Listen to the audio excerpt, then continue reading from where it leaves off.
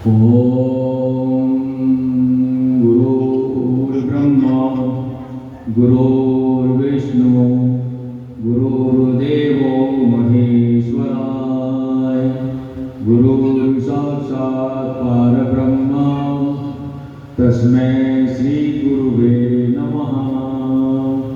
ध्यानमूलं गुरुमूर्ति पूजामूलं गुरुपदं मंत्रमूलं गुरुर्वाक्यं मोक्षमूलं गुरुकृपा। वक्रतुंड महाकाय सूर्यकोटि समप्रभ निर्विघ्नं कुरु मे देव सर्वकार्येषु सर्वदा। या देवी सर्वभूतेषु शक्तिरूपेण संस्थिता नमस्तस्यै नमस्तस्यै नमस्तस्यै नमो नमः। बोली राज राजेश्वरी श्री करनी मैया की। आज कथा का प्रसंग निर्मल जी का राज तिलक। कल की कथा में पापी कान्हा का मातेश्री ने वध किया था, तो आज निर्मल जी को जामलू का राजा बनाना। पापी कान्हा के अंत के बाद में उसी दिन श्री निर्मल जी श्री कर्ण जी के पास आया। श्री कर्ण जी ने कहा, निर्मल जामलू, मैं तुझे से कहा था कि मैं जमीन तू देख रहा है वही एक दिन तेरी होगी। आज वह जमीन तेरी है और तू जामलू का राजा हुआ है। वह सब एक दिन तो कुछ समय पश्चात मंडोर में गद्दी का मालिक बनेगा। ये कहकर उन्होंने अपनी कुटिया में निर्मल को जामलू का मंडोर का राजा के रूप में अपने राज तिलक कर दिया। इसके बाद श्री कर्ण जी ने उनसे जामलू को ये कहकर भेजा कि यदि कान्हा की मां तुझसे कोई शर्त स्वीकार करावे तो मान लेना। जामलू जाने पर कान्हा की मां ने यह कहा कि निर्मल, यदि तू बुढ़ापे में मेरी सेवा करने पर अपहरण करे तो मैं तुझको अपना दत्तक पुत्र बना लूंगा। श्री कर्ण जी आदेश अनुसार निर्मल ने यह शर्त स्वीकार कर ली। विक्रमी संवत 1475-1418 ईस्वी सन में फाल्गुन शुक्ल पक्ष चतुर्दशी को जामलू का राजा बन गया। श्री दयालदास ने अपने ग्रंथ मुख्यात देश दर्पण बीकानेर राज्य का इतिहास प्रश्न 17 पर श्री कर्ण जी द्वारा राव निर्मल को वरदान देने को कहा, तो कर्ण जी रो धन पिया पीनो कुबो सो सुआ बात निर्मल सुन निर्मल घोटा जेतार कुआ ऊपर माता जी रो धन पायो माता जी निर्मल नो वर दियो।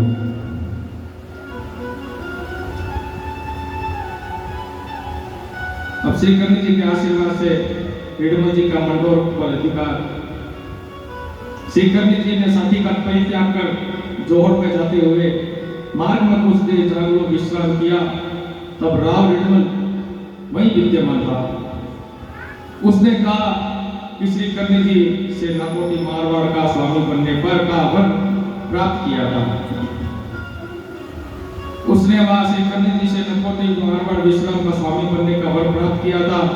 जामलू के अत्याचारी शासक राव कान्हा का श्री कर्ण जी द्वारा विक्रमी संवत 1418 ईस्वी में फाल्गुन शुक्ल पक्ष चतुर्दशी में कार्य बंद हुआ। अब जितने भी कार्य थे मातेश्री ने फाल्गुन के शुक्ल पक्ष चतुर्दशी को ही मातेश्री ने सारे कार्य किए और उसके पश्चात जामलू का शासक राव निर्मल बना। श्री कर्ण जी से मंडोर विजय प्राप्त करने लेकर राव निर्मल ने राव सत्ता को पराजित कर मंडोर पर अधिकार कर लिया। इससे पूर्व श्री कर्ण जी के वरदान से उत्साहित होकर उसने प्रतिज्ञा किया, परंतु श्री कर्ण जी की दी हुई अवधि का पालन न करने के कारण वह असफल हो गया, क्योंकि मातेश्री ने जो अवधि बताई थी उसका पालन नहीं हुआ, इसलिए वह असफल हो गया। क्योंकि देवी देवता परीक्षा लेते हैं तो हमें अवधि भी तय करते हैं। अगर परीक्षा वाली अवधि में अगर आप उत्तीर्ण हो जाते हो तो हमारे न्याय है, क्योंकि वो कहावत है ना, भगवान मौका सबको देते हैं। बीकानेर के महाराज सूरज सिंह जी के समय विक्रमी संवत 1671 को एक बड़ी वही जिसकी नकल विक्रमी संवत 1817 में उतारी गई, उसमें राव रणबल ने शिलालेख लगाकर बीकानेर के राजाओं की और समय समय पर चारणों का शासन रूप दिए गए 50 गांवों का विवरण उपलब्ध है। इसके बाद 4 गांव दिए महाराजा सूरज सिंह जी के समय में।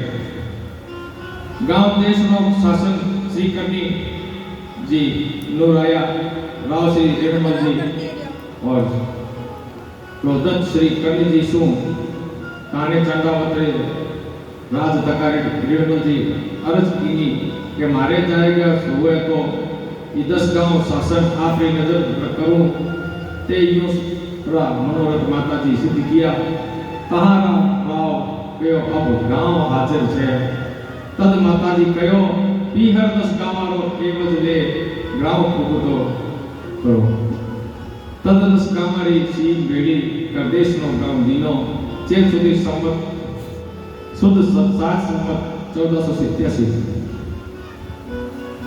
के शासन धापी सुकार देशानो रणमल सुगत ऋणमण वालो राज सदरी कियो में नाम। अब राव रणमल जी का मेवाड़ राजनीति में क्या प्रभाव पड़ा? राव रणमल जी की सगी बहन हंस कुंवर का विवाह मेवाड़ के महाराणा लाखा के साथ हुआ। विक्रमी संवत 1478-1421 ईस्वी सन को महाराणा लाखा की मृत्यु के पश्चात राव रणमल का भांजा मोकल अल्पायु में मेवाड़ का शासक बना। महाराणा मोकल की विक्रमी संवत 1490 और 1433 ईस्वी सन को महाराणा लाखा की रखेल पासवान के पुत्र चाचा वेमेरा ने हत्या कर दी। तब मोकल का पुत्र महाराणा कुंभा चित्तौड़ की गद्दी पर बैठे दादी हंस कुंवरी ने अपने भाई रणमल को चित्तौड़ का राज्य प्रबंध करने के लिए मंडोर से बुलाया। राव रणमल के चित्तौड़ पहुंचते ही चाचा वे मेरे दोनों भाई अपने कुटुंब को साथ लेकर वहां से भाग निकले। पुष्कर के निकट में पहाड़ियों में जा चुकी। राव रणमल जी ने पीछे से पई पूछकर उनका वध कर दिया। चाचा और मेरा के मारे जाने पर महपा पवार को उनके साथ था स्त्री के कपड़े पहनकर भाग निकला। चाचा का पुत्र अक्का पहाड़ों में जा छिपा। राव रणमल ने चाचा को स्त्री को पकड़कर अपनी रखेल बना लिया। अंत में राव रणमल का मारा जाना। महाराणा मोकल के शत्रुओं को मारकर रणमल पालक कुंभा के नाम पर एक शासन करने लगा। मेवाड़ के उमराव को यह बात असहज लगी।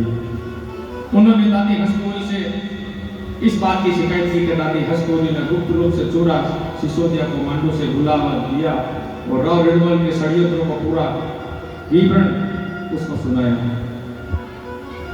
विक्रमी संवत 1495 ईस्वी सन 1438 को महपा पवार अक्का चाचावत और उसकी माताजी रणमल रखेल को महपा पवार का अक्का चाचा चत को की और उसकी माता रणमल की रखेल ने मिलकर षड्यंत्र से रणमल की हत्या कर दी।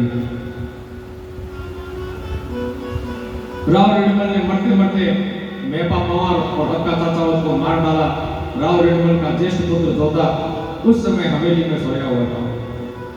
जोधा को सचेत करने के लिए रणमल ने पक्षपाती एक धूम से जोर दोहा उतारा कि चूड़ा अजमल आ गया मांडू हक धक आग जोधा रणमल मारिया भाग सके तो भाग। धूम के द्वारा दिए गए संकेत को जोधा अपने 700 सवारों और सभी 24 भाइयों के साथ मंडोर की तरफ भागा। चूड़ा सिसोदिया ने उसका पीछा किया और मंडोर पहुंचते पहुंचते जोधा के साथ केवल 7 ही सवार बचे और मंडोर पर चित्तौड़ के चूड़ा सिसोदिया का अधिकार हुआ। इस प्रकार विक्रम संवत 1495 और 1438 ईस्वी सन में परास्त और विवश होकर जोधा काउनी गांव में जाकर रहने लगा, जो वर्तमान में बीकानेर से 10 कोस दूरी पर स्थित है। और मंडोर पर जोधा का अधिकार। तदंतर जोधा ने अपने मौसा क्षेत्रावत से रावत लूणा के पास जाकर 200 घोड़े मांगे। महाराणा ने आश्रित होकर कहा कि रावत ने तो इनकार कर दिया, परंतु उनकी पत्नी ने किसी तरह 140 घोड़े दिलवा दिए। सवारों को साथ लेकर जोधा मंडोर पहुंच गया और परंतु पीछे चूड़ा सिसोदिया को दबाता हुआ चला गया। इसलिए वह अपना बहुत सा सामान लेकर श्री जोधा करनी जी के पास चला गया। वहां जाकर उनसे अपनी दुख गाथा श्री करनी जी को सुनाई। श्री करनी जी ने कहा कि रिडमल ने लोभ के अवश अपना विवेक खो दिया था। मुझसे कुछ भी नहीं पूछा, क्योंकि रिडमल जी ने जो कार्य किए थे वो करनी जी की बिना आज्ञा के किए थे। तब वे लोभ के कारण वे मर गया, क्योंकि लोभ चर्चा में नहीं, देवी देवता में भूल जाए भाई बात है। अब पहले महाराजा रिडमल जी कोई भी कार्य करता है या कोई भी राजा महाराजा कार्य करता तो मां करनी से आज्ञा लेके ही करता। और वह लोभ के कारण तो क्या है कि उनकी मृत्यु हो गई, क्योंकि वह माता जी ने भूल गया, माता जी ने पूछो को नहीं, इसलिए उसका नाश हुआ। इसके बाद जोधा श्री करनी जी की आज्ञा से काउनी गांव चला गया और वहां उसने अपने पिता रिडमल का डूबता मृत्यु भोज किया, जिससे सभी प्रमुख राठौर सरदार एकत्र हुए और उन्होंने जोधा को मारवाड़ का स्वामी स्वीकार किया। इस अवसर पर पगड़ी रस्म के दस्तूर के लिए जोधा ने श्री करनी जी को निमंत्रित किया। श्री करनी जी और उनके तीनों पुत्र पुण्यराज, नागराज, सिद्धराज, जागरूक जोशी आए और राज तिलक के बड़े पुत्र पुण्यराज ने किया। अब जोधा का भी देखो माते सिंह ने राज तिलक करवाया, उन पत्तों पर शीश चढ़ाया। उसके बाद उसने काउनी के देश में जाकर श्री करनी जी के चरणों में प्रणाम किया। यह घटना कार्तिक कृष्ण पक्ष विक्रमी संवत 1496 और 1439 ईस्वी की है। श्री करनी जी ने जोधा को आदेश दिया कि मैं जब तक मैं ना कहूं तब तक मंडोर की ओर मत जाना। श्री करनी जी ने जोधा को आदेश दिया कि जब तक मैं ना कहूं तब तक मंडोर मत जाना। इस कारण 12 वर्ष तक काउनी में रहना पड़ा। तदंतर विक्रमी संवत 1510 1453 ईस्वी में श्री करनी जी ने आज्ञा दी कि अब समय ठीक आ गया है, इसी समय मंडोर पर कूच कर दो। और इस पर जोधा ने अब सभी राठौड़ों को साथ लेकर मंडोर के लिए रवाना हुए। मार्ग में पड़ने वाले राजपूतों का जागीरदार अपना अपना दल बल लेकर उसके साथ हो गए। यह सैन्य बल रात्रि समय मंडोर पहुंचा और वहां सिसोदिया का अधिकार था, परंतु कालू मंगलिया नामक व्यक्ति जो जोधा का परम विश्व साथी था, संतन रूप से सिसोदिया से मिलकर वह रहता था। उसने जोधा को कहा कि किले के प्रवेश करने के लिए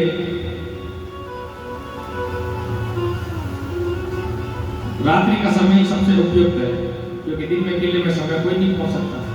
रात्रि का समय रात्रि अतः 1000 सैनिकों से जोधा तो किले के द्वार पर ही रहा।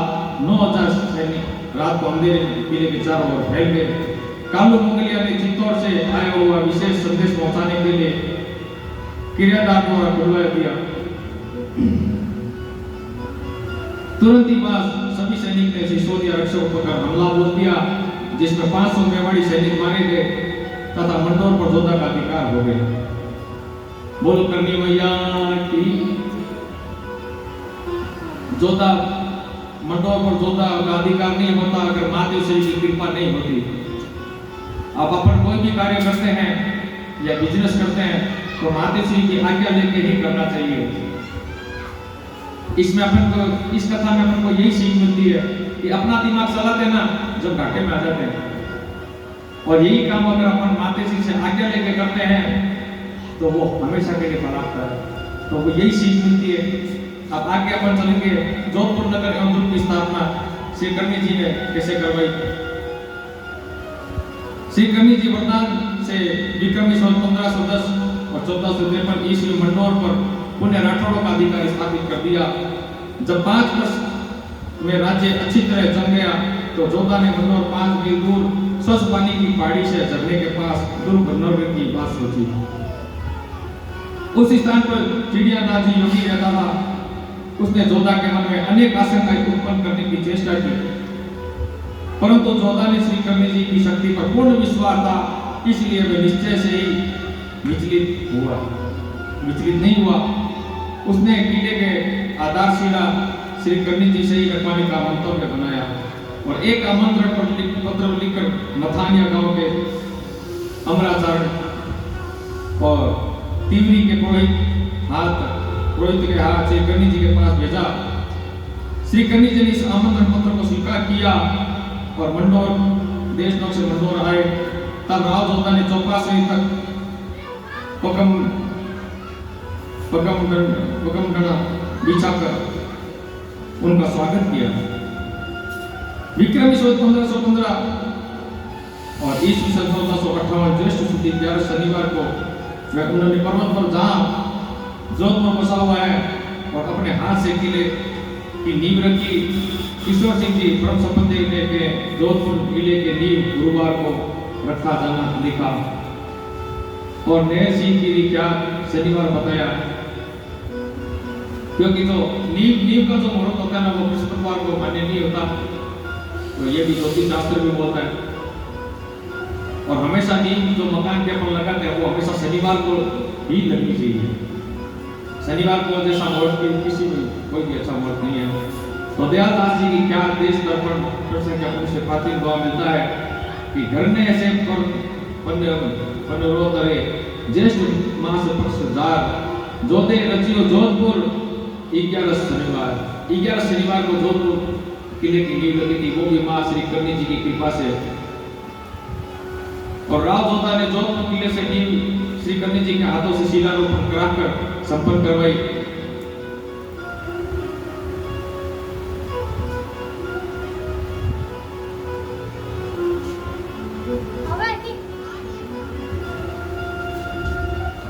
मोता नेम सिंह और जोधपुर किले की जब नींव रखी तो मां कवि जी ने इस छोटे से श्लोक में बताया कि तपी और नाद चिड़िया तब दौड़ दब समुद्र मापी और लोग सौदे अचल में हासुद हुकूमत आबियो जदे कट भाबियो राम जोधो अबद पन्नरोतरे संपत पनरे जला इला भाग्य चंडोतरे वेद वर्णी में यह पर भाग किनिया करे दो तरे कला सजो तरे रूप करनी। जिस स्थान पर यह किले की नींव रखी गई उस स्थान पर जोधा ने एक पुख्ता दीवार बनवाई जिसका नाम राव जोधा का खालसा रखा गया। उसी समय राव जोधा ने श्री करनी जी को भेंट कर अपने समस्त भाइयों के सहित पगड़ियों के चरणों में रखी। जोधा ने श्री करनी जी को भेंट अपने समस्त भाइयों के सहित पगड़ी रखी माते श्री के चरणों में और जोधा और उसके परिवारजनों के अनंत काल का राज्य स्थिर रहने का वरदान मांगा। तब श्री करनी जी ने संसार नश्वर है, जो कुछ बनता है और वही विकट सदा भी है, ये नियम अटल है। और 28 पीढ़ी तक तुम्हारी संतानें इस पृथ्वी पर उभरेगी, बाद में लोग भूमिया होकर रही रहेंगे, क्योंकि भूमिया जी का बड़े नहीं बड़ा राजपूता में बड़ा करनी माता जी आशीर्वाद दे कि भाई होली में कोई नहीं डाल सके। भूमिया ने पहला तो भूमिया की महाराज को पहला हुआ, क्योंकि देखो क्योंकि करनी जी ने कहा है कि संसार नश्वर है और जो कुछ बनता है वो बिगड़ता भी है। और यही नियम अटल है कि मेरा वरदान है कि 28 पीढ़ियों तक तुम्हारी संतानें पृथ्वी पर उपभोग करेगी और बाद में वे लोग भूमिया होकर रहेंगे।